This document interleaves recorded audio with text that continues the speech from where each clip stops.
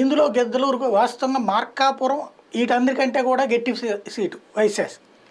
కానీ ఎప్పుడు కూడా అసెంబ్లీ సీట్ వైఎస్ఆర్కి ఇవ్వట్లే అక్కడ. ఎంతసేపు మున్సిపల్ చైర్పర్సన్లు వైఎస్ఆర్ వస్తున్నారు ఎప్పుడు కూడా అక్కడ, కానీ ఎమ్మెల్యేగా ఇవ్వట్లేదు ఇప్పటిదాకా. ఫస్ట్ టైం జగన్మోహన్ రెడ్డి ఒక ప్రయోగం చేశాడు అనమాట, ఎమ్మెల్యేగా వైఎస్ఆర్కి ఇవ్వడం అన్నట్టు. అది అక్కడ లోకల్ గా బలమైనటువంటి వాళ్ళు కనబడలేదేమో, ఈయనకి ఆ ఏరియాతో మంచి కాంటాక్ట్స్ అని బంధుత్వాలు ఉన్నాయట అన్న రాంబాబుకి, అందుకని ఇది అటు పక్కకు పెట్టినట్టున్నారు. సీటు రాదు అనుకున్న లిస్ట్ లో నారాయణ స్వామి పేరు వినిపించేది. అంటే ఆయన పనితనం కానీ ఏదైనా కానీ ఆయనకి రాదేమో పక్కన పెట్టేస్తారు, ఎందుకంటే గూడూరు ఆయన కూడా పక్కన పెడతారు అనుకున్నారు, అలాగే పక్కన పెట్టారు.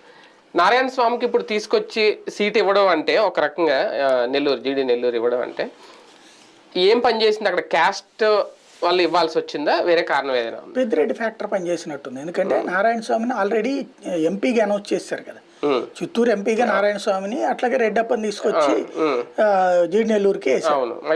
అయితే ఇద్దరు కూడా ఎవరికాళ్ళు నాకు అది కష్టం నాకు ఇది కష్టం అని వీళ్ళిద్దరు ఫీల్ అవుతూ ఉంటే, వీళ్ళిద్దరికి గురువు గారు ఎవరు పెద్దిరెడ్డి రామచంద్రరావు, అది గెలిపించుకునే బాధ్యత నాకు, అదే సీట్లు ఇచ్చేసేయమని చెప్పి జగన్ అడిగితే జగన్ దానికి అంగీకరించాడు అన్నటువంటిది ఇప్పుడు ప్రస్తుతం వినబడుతుంది. పెద్దిరెడ్డి గారు మొత్తం మార్పులు